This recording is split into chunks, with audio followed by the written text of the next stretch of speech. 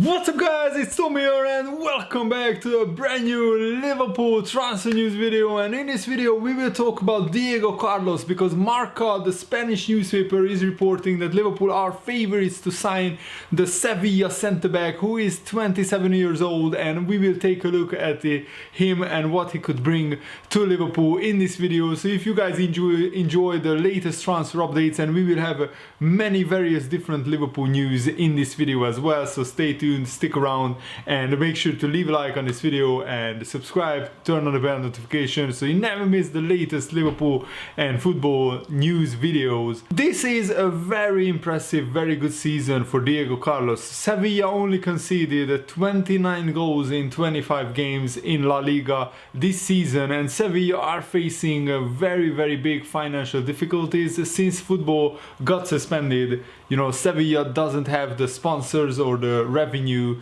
to keep up with paying the massive wages of their players, and they are willing to let Diego Carlos leave to help ease the financial pressure on them because of this suspension. And yes, the Spanish Football League could return in the early parts of June, so in like maybe 2 weeks or 3 weeks, but still they want to generate revenue, and they might have to sell one of their best players, which is 27-year-old Diego Carlos, who is 6'1" tall, 186 centimeters tall, and he is from Brazil. He started off his career at Estoril, interestingly, in the Portuguese league, and then he played 3 seasons for Nantes, and after that he signed for Sevilla. So in Europe that's what his career has been, but he played for Desportivo Brazil, Sao Paulo, Paulista, Madureira, so many different clubs, and he's a pretty experienced player. And Diego Carlos's release clause is very high. It's 75 million euros, which is like 67 million pounds.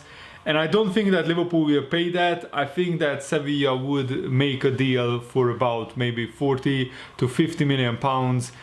Because of the financial crisis, all the prices will come down.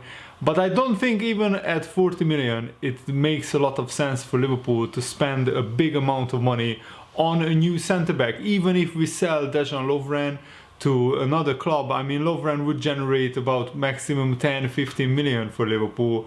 So should we really spend another 30-40 million on a new centre-back when we already have Van Dijk, we have Matip, we have Joe Gomez?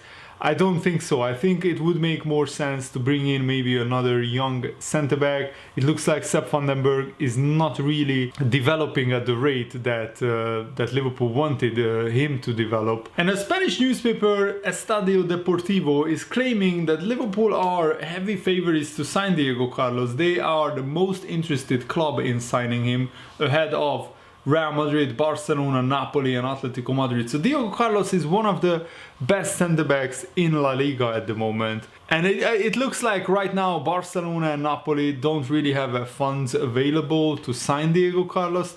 Real Madrid are at their maximum in the amount of foreign players that they can have in their squad. So that makes Liverpool a very clear favorites to sign Diego Carlos. According to the newspaper, Atletico Madrid are also exploring cheaper options. And Diego Carlos has already spoken out about Liverpool's reported interest in him. He said this: "So far my agent has not spoken to me about those situations. I am not interested to know about other teams. I always tell him that if he's going to tell me something, that it has to be something firm, and it does not come to me with transfer rumors or transfer stories, because I must have my head focused on Sevilla. I don't want those transfer rumors to cause me a distraction." And in January, another newspaper claimed that Liverpool sent scouts to Sevilla games to watch Diego Carlos in person and to actually see how he is on a real life football pitch, because yeah, watching games on television is well and good, but it's the best thing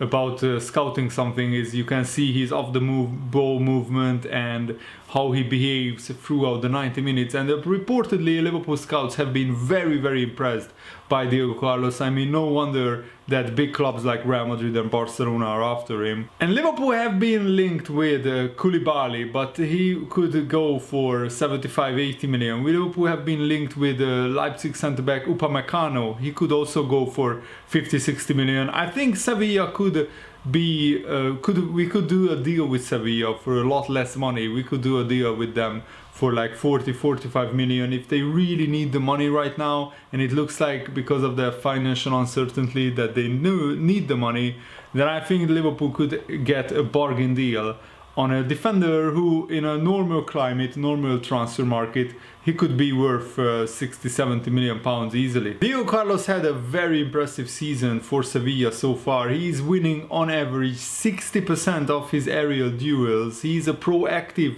defender, making 1.1 interceptions per game, winning 80% of his tackles per 90 minutes. He has averaged 5 ball recoveries per game as well. But what makes him a very intriguing and very good option is his on-the-ball ability. He's attempting on average 51 passes per 90 minutes, and he's completing over 80% of those passes. I mean, that completion rate doesn't seem to be that high compared to Van Dijk's 90%, but it is worth noting that Diego Carlos likes to play very risky passes with great regularity. He likes to hit long diagonal balls up the pitch to either the left wing or the right wing. So I think that that is a very good trait to have, that a defender has the courage, the bravery on the ball to hit those passes. And he also manages to complete 50% of his long balls that he attempts, which is a pretty good ratio for the centre-back. And these kind of passes have been a very key element in Liverpool's build-up play. You know what I'm talking about when Van Dijk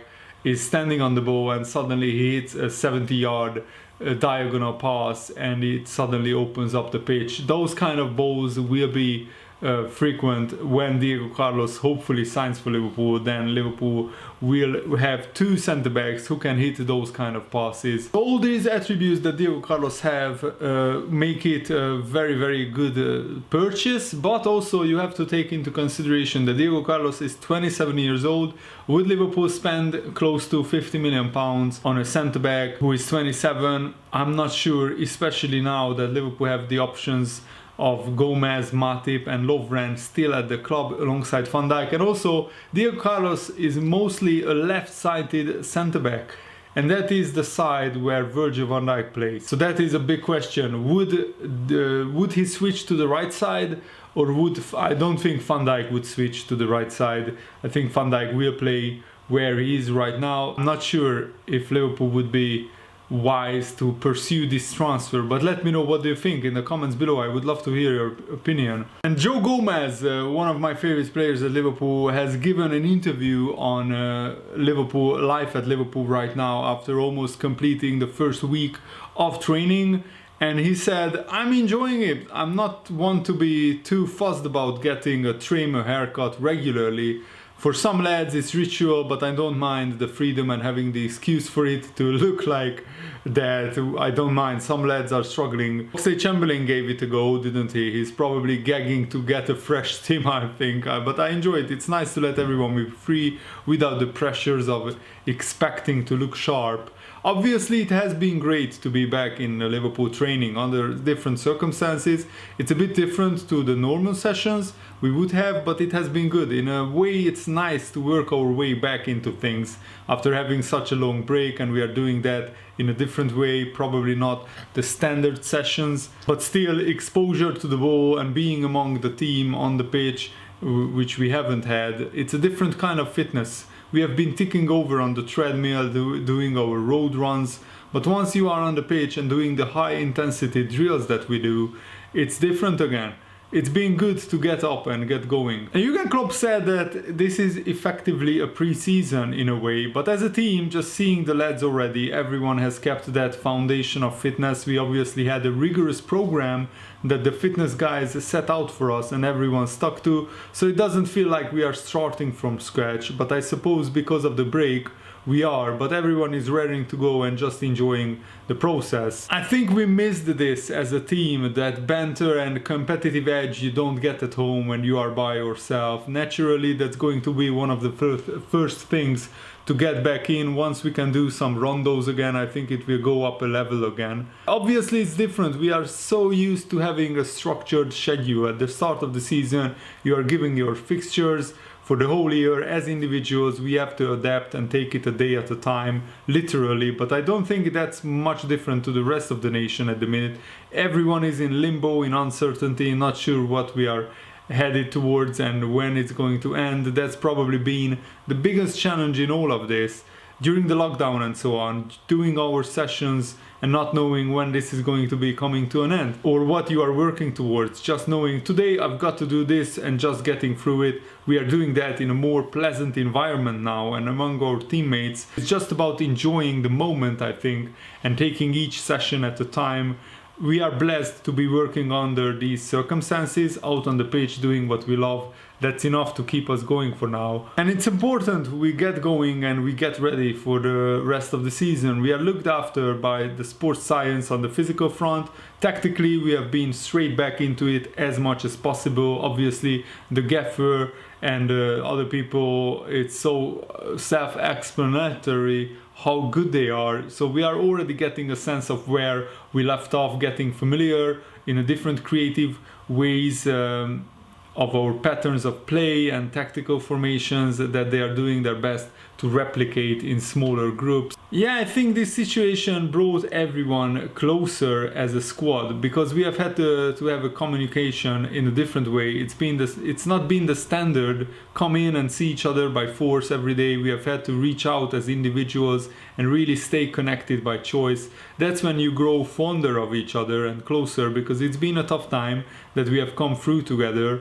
And it has been beneficial in that sense, that as a team we have been so connected and kept communication through the whole thing. I think having that time apart to then come together again last week made it feel that much more special. That, I think, shows that Joe Gomez has a very good positive attitude, and I think this Liverpool squad will come through this tough time, and I just can't wait to watch Liverpool play football again, and I can't wait to watch the Premier League continue again. And it has been revealed that Liverpool is the football club in the world with the highest social media engagement in 2020. So from January the 1st to April the 30th, Liverpool had 499 million social engagements on platforms like Instagram, Twitter, Facebook, YouTube and TikTok. And I think that is absolutely brilliant that we are ahead of clubs like Barcelona, Manchester United, Real Madrid and Flamengo, the team that we beat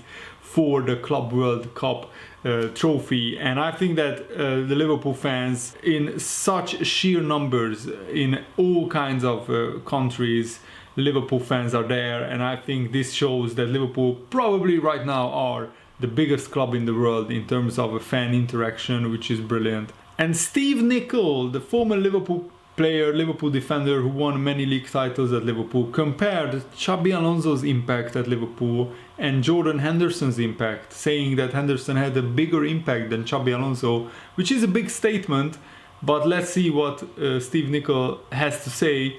You have to say that Henderson's been more effective because Liverpool have won the Champions League and he's pushed them. He's one of the main reasons why they are going to win the Premier League. As great a footballer as Alonso was, I think the influence that Henderson has had on this team has been bigger than Alonso had. Listen, as football players, Xabi Alonso is a better technician than Jordan Henderson. I don't think that's in question, so it becomes the biggest impact, and I think no doubt Henderson's made a bigger impact in this Liverpool side than Alonso did for the team he played for. And I fully agree with everything he said, because yes, Xabi Alonso had a great impact and Liverpool won the Champions League in his first season and he scored a penalty, a rebound in the Champions League final, which just had a 15-year anniversary, by the way. But Jordan Henderson, as an individual, is like a leader. He's not like a leader, he's a leader. He's the captain of this Liverpool side. Literally, he is the man who leads Liverpool, and he also led Liverpool to a Champions League win, another Champions League final, the Premier League win, which hopefully will be confirmed later this year. And that is something that Xabi Alonso could never do. He could never win the Premier League with Liverpool, not because of his own fault, but you have to say that Henderson had a bigger impact as an individual on the whole team than Xabi Alonso did, because Henderson is such a leader, he's such a character, and he's dragging everybody up. And Jaap Stam, the Manchester United former centre-back, actually said that a lot of people are surprised by Van Dijk's rise in the Netherlands, because nobody really in his home country wanted him as a centre-back. And this is what he said: it's very good to see another Dutch defender going to that height and developing himself a certain way, because with Virgil van Dijk as well in the beginning of his career, even when he played in Holland for Groningen, nobody believed in him or looked at him as a top defender. The big teams in Holland didn't want to buy him, and then he made the choice to go to Scotland, play for Celtic. His development over there was great, playing in a different league, very tough league, good players, becoming a better player for himself, for the team. It also helps as well the players that you have got around you. They need to help you out at certain times as well to become a better player, so you can learn and you can express yourself a lot more. Then he made the step to the Premier League, to Southampton. Again, tough league, better league than the Scottish League, better players around him, also against him. Of course, it's great development and tells you something about him as a person, as a player. It needs to be in yourself as a player that you want to develop yourself. You need to learn from situations that you are in, and he has done that. And now at Liverpool again, big step, big club, a lot of quality players. He's a big leader in that team, but of course the other players around him help him out as well. It's a very good combination, and it's good to see that he's also performing in the national team as well. And I think that this is very, very spot on by Jaap Stam. That's why I wanted to share this opinion with you guys. I fully agree that Van Dijk, it's an unusual career, that he started slow, developing himself, jumping from a small club to a bigger club, and then an even bigger one, and then Liverpool. Now he's at the peak of his powers, and I really hope that for the next 3, 4, 5 years he can stay at Liverpool, win many titles and trophies, and hopefully retire at Liverpool as a Liverpool legend. And that is the perfect way to end this video. I really hope you enjoyed it. Thanks for watching. See you later, guys. Goodbye.